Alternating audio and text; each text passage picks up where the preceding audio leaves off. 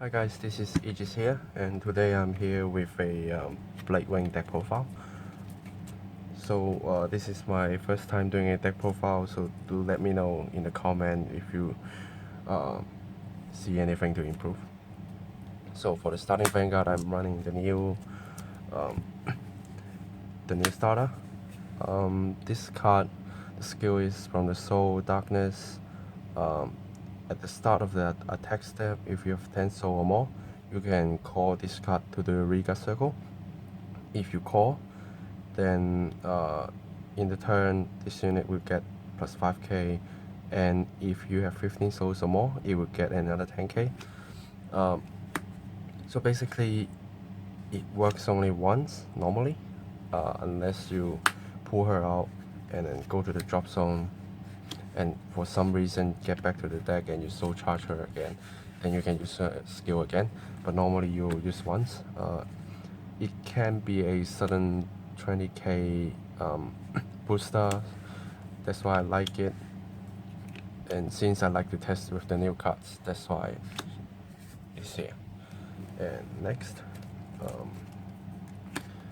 I'm running 3 of the new Reggie. The skill is to soul blast 15 if you have the old Reggie in your soul. When attacking, then you can soul blast 15. If you do, then it gets plus 15k and to critical, become a 26k crit free attacker. Very strong. Another skill is inside the soul to counter blast 1 and discard free card. If you have a Bladewing Vanguard, Grade 3 Vanguard, attack did not hit, instead of having the same name of this card, then you can pay the cost. After you pay, then you can stand and ride this card. So it's a very good re-riding Vanguard, since you can attack another time with a 26k free crit. And next I'm running 2 of the FC Bladewing. So the skill is if you have 15 soul or more, all your guardians will get plus 10k shield, but after this card is being attacked, you have to soul blast 2. And another skill is when it appears on a Vanguard circle, select a regard, then select the same name of that unit from your deck, up to 3, put into the soul and shuffle your deck. So it helps you to build the soul and at the same time trying to protect you. Normally you will have 15 soul when you're being attacked, so after soul blasting 2 you will lose the skill no matter you use any guard or not, or it's being hit or not. So you normally guard with what you have on the first attack, so you won't waste the skill. And since you are soul blasting 2, then it will be very interesting to use the Grade 4 Bladewing to combo with this. Next I'm running 3 Bladewing Reijy. So very simple, and another finding same copy card into the soul, and if you have 15 soul or more, then it will get plus 2 critical. If you check on my previous video, I combo with her, so basically become a 30k attack with 3 critical.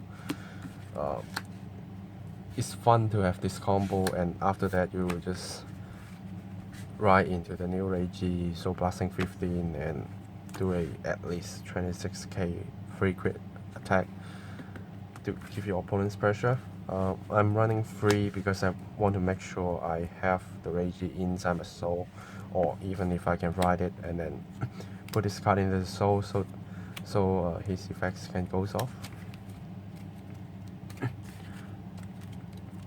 Next on the Grade 2s, I'm running 4 of the new Bladewing Grade 2. So when this card appears in the Riga circle, if you have a Bladewing Vanguard, you can soul charge 1. And when this card is in the soul, and you can put it into the drop zone, if you have a Bladewing Vanguard, then you can soul charge 2. So it is very similar to Dimension Creeper with an extra soul charging skill as a regard. So you can ride him without any problem, since you ride another grade 3 and you can soul charge 2, and you can call as a regard to soul charge 1 and then use Reggie to put the rest of the copies into your soul to get more soul. And next I'm running one Reaper. Skill is Counterblast 2. When it appears as a Vanguard or Regard, then you can pay the cost. If you do, then you can retire a grade 2 or lower opponent Regard. So since my deck doesn't use too much Counterblast, so I'm having this guy in for a just in case moment that you want to kill something off. Putting one in is fine. Normally you will do it once or twice because it's quite heavy, but since the deck is not using Counterblast, so it's okay. Next I'm running 3 Doppel Vampire with a GB1 skill and Darkness. When this attacks the Vanguard, if you have 6 souls or more, it will get 5k boost, and if you have 15 soul or more, then your opponent cannot guard with grade 0 from their hand to the Guardian Circle.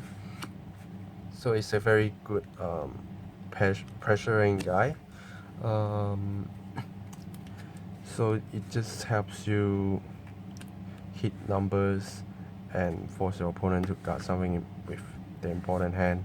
And if you are boosting with Doreen, then you will be normally having a 21 or maybe 26k attack line with guard restriction.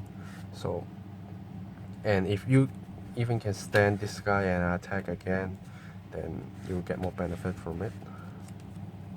And next I'm running 3 Librarians with a GB1 skill Counterblast 1. When it appears in a Regard circle, then you pay the cost, and then after that you soul charge 2.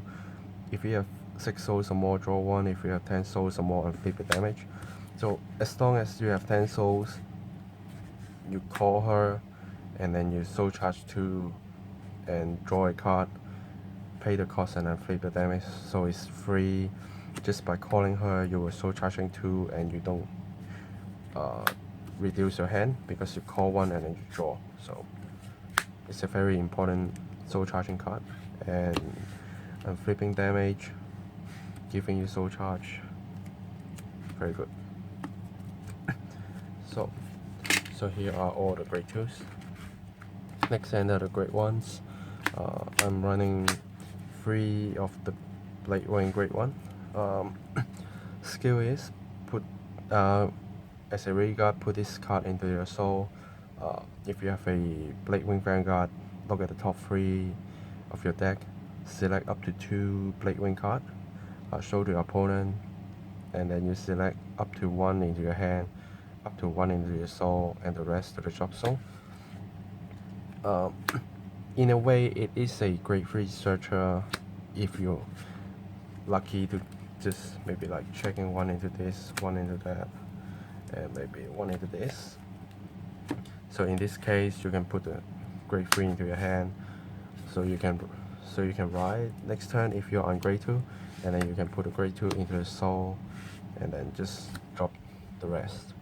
Sometimes you will be only hitting 1.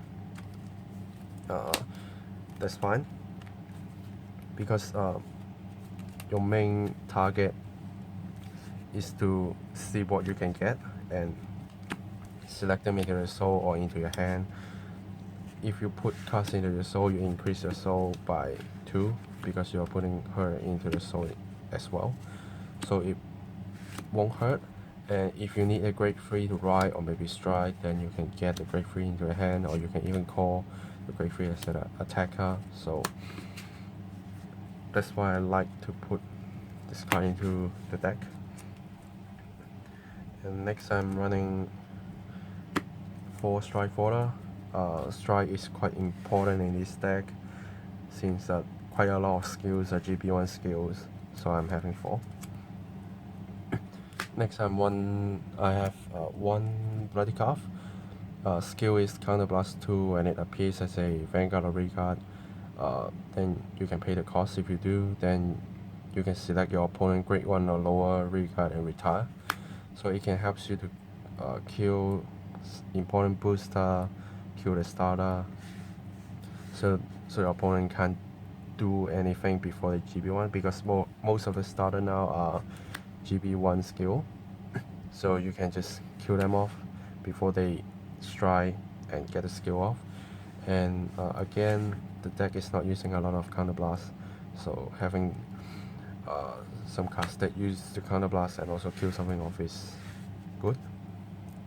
Next, I'm running 2 Dorines.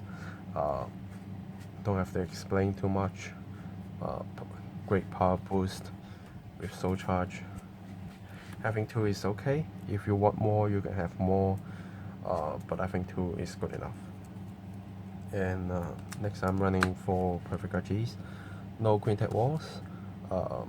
Not because I don't like it, but since my deck is now using more counterblast, I think having and flipping cards are important.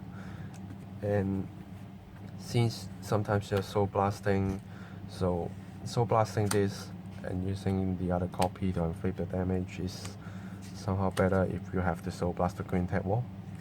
It's my personal preference, so it's up to you which kind of perfect cards you want to use. If you are using Quintet Walls, then don't use them, because they only get the skill when you call them to the Guardian Circle from your hand. So let's enter to the triggers. Starts with 4 heals. Very simple. Heals are important for G Guardians, for saving your life. And 4 stands with a GB1 skill, so you can soul charge. If you have 6 souls or more, you can flip damage. If you have 10 souls or more, you can draw 1. So it helps you gain your hand, gaining soul, flipping damage. And if you check my previous video, I stand her so I can swing with my Vanguard with a 20k booster again, or you can use double Vampire, stand him, use the skill again, got restriction. I'm finding 4 stands is good enough. You can run more, because I always get into my stands and they get shuffled to the deck. Unless you're soul charging them, then if you draw into them, then you can call again, put it back to the deck, and soul charge again and draw again. Reduce the deck, and then keep them in there. So when your Vanguard attacks, you can just get a better chance to get a stand. And the rest is a crit. With this guy, you can give another unit plus 3k even your Vanguard, so it helps you to tune your numbers, get your Librarian into 11k, get your Vampire into a 12k, and then with Darkness you will be 70k. So I strongly recommend you use this crit. The other 4 is up to you, or you can take 1 to 2 out for more stands if you like stands. But I think that's enough. That's a very balanced lineup, so it's up to you what you want. So let's enter the G zone.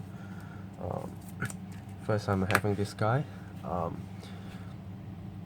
to just stop your opponent grade stuck you on grade 2 while you're on grade 3, because as you can see, there's a few skills requires GB1, so making sure you have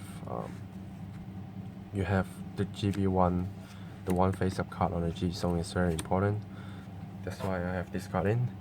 If you are confident that your opponent will not be grade stucking you, then feel free to take it out, but I always like to have him there just in case. Next, I'm running this guy from the Fighters collection. Skill is put one card from your hand into your soul in the turn. For each soul, then you will get plus 1k. So until the power reach a total of 10k or higher, then you can give your front row regards plus 5k, and then you won't be able to use this skill again. So basically how it works is you strike into him and then put something into the soul. For example, if you have 5 souls, then this will get plus 5k, and then you do it again, then this time you're gaining 6 plus 6k, so 5 and 6 will become an 11k increase. Then it will give your front row plus 5k each, and you won't be able to use the skill again. So it helps you put the cards you need from your hand to your soul, because there are cards like the Grade 2 Bladewing that you can call it to soul charge 1, but why not to just chuck it into the soul and then soul blast it, so you can soul charge 2 more. So this gives you the option to do that. And next I'm running 4 guilds. It's still a very good card to do a personal flip to get plus 10k if you have 10 souls or more. For guard restriction, not allowing your opponent have grade 1 or higher guardians, call from the hand if you have 15 souls, and if you have 2 or more face up card on a G zone, then it will get 1 critical. So normally you will swing with this guy without boosting as a 36k attack, guard restriction, 2 crit. But since now you can find G Guardians like basically in every deck, so it's not as strong as before, but it's still good to force your opponent to use the G Guardians, dropping extra shields if you're boosting with Doreen, or even just with a normal 7k boost, or if you have this, then you can just attack as a 56k, so still not too bad. And next I'm running this guy. Skill is when this unit attack hits the Vanguard, then you can soul charge 2. If you have 6 souls or more, then you can draw 1. It's a very simple soul charging option, and you can most likely to get a draw off, because you simply have 4 souls or more and then use this card to hit, soul charge 2 and draw 1. And you can see, for example, your opponent most likely not going to let this to hit. Then when you want to hit your opponent, for example when they are on 3 damage, then this is a very good option, and it gives you the draw, soul charging 2, so helps you build a soul, make an easy hit. That's why it's there. And next I'm running this new card. The skill is Darkness. When this card attacks the Vanguard, then you can soul charge 2. If you have 6 souls or more, then in the battle this unit will get, if it hits, then your opponent will need to select a reguard and retire. And if you have 15 soul or more, then for each soul you have, this unit will get plus 10k. So it's another option to retire your opponent cards. And if you have 15k soul, 15 soul or more, then it will basically get 15k, hitting big numbers, forcing your opponent to guard. So it's not a bad option to have. Or if you think the retire is enough, then you can have 1 extra copy of this or extra copy of this if you want to.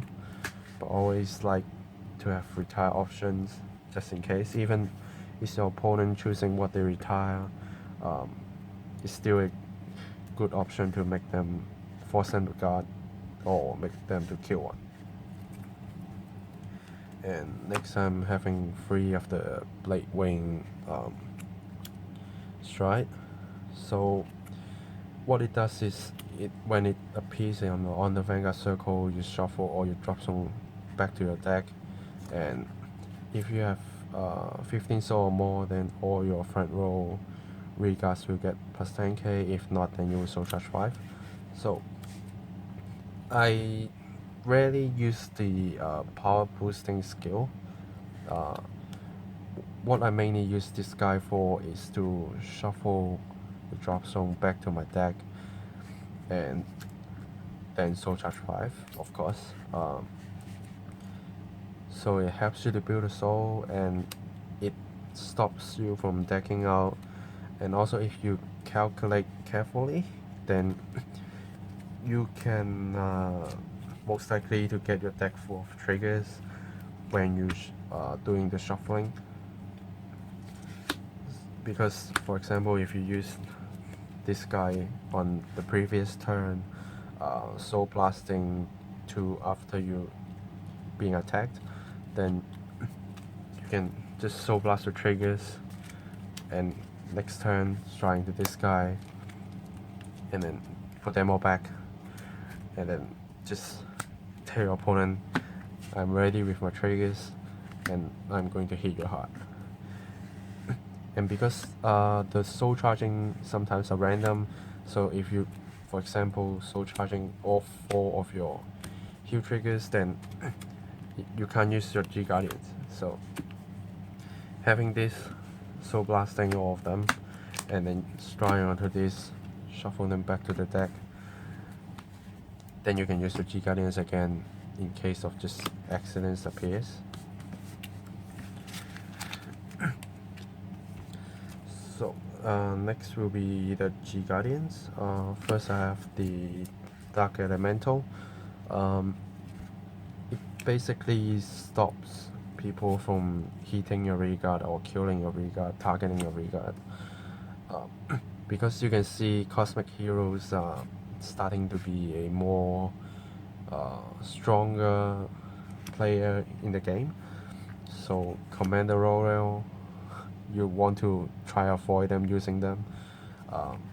When they hit with the Vanguard to your reguard, then you can just calling this as a G Guardian and say no, you are not going to hit it. So make sure you drive check, and that's it. And next I'm running Screw to discard 1 card and get another extra 10k shield. So it will be 26k shield if you drop a card from your hand, and if you have I believe more than 1 face-up G-Zone card. So you won't be using Screw to be your first Guardian unless you have something face-up already. And it is important that if you want to guard harder with just 2 cards, then that's your option. Because sometimes you may call this card but you don't have another 10k, then you can use this instead, drop whatever you have and get plus 10k, and then you can call even more Guardians if you need. Next I'm running the new G Guardians. So when this appear on the Guardian zone, if you have 10 souls or more, then you will get plus 10k shield. If you have 15 souls or more, then select whatever number of units, then they will get resist. The resist won't help you against Kagero most of the time because they are doing the retire in the main phase, or even in the guarding step, so it won't protect with resist. But since it's get plus 10k shield most of the time, so I'm having 1 there. The resist is sometimes good if your opponent is going to lock you or something, but I don't think it's that important. And I'm having 2 of the Fighters Collection G Guardian. When this card is called to the Guardian Circle, you will soul charge 2, and if you have 6 souls or more, it will become a 20k shield. So it's another way to increase your soul, and do a very simple 20k guard, but just a heel trigger. I'm running 5 G Guardians. If you want to have 4, you can have 4, and then you can have an extra copy of this. But I think 5 is good, even though I don't have options that to flip any G-Zone card face up. So there are times that you will be only using 4 to guard with, and that's all. But as long as you have 3 G Guardians in the G-Zone, you can still guard with 2 at the same time for your last, so I don't think it's a problem. And giving yourself options are always good, because if you are running 4, then you might just do like 1 each, or maybe like taking this out, put this in, then you are not having enough options.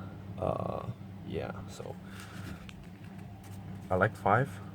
I'm thinking of 6, but I think 6 is too much, and I want to put this guy in, so I'm using 5 only.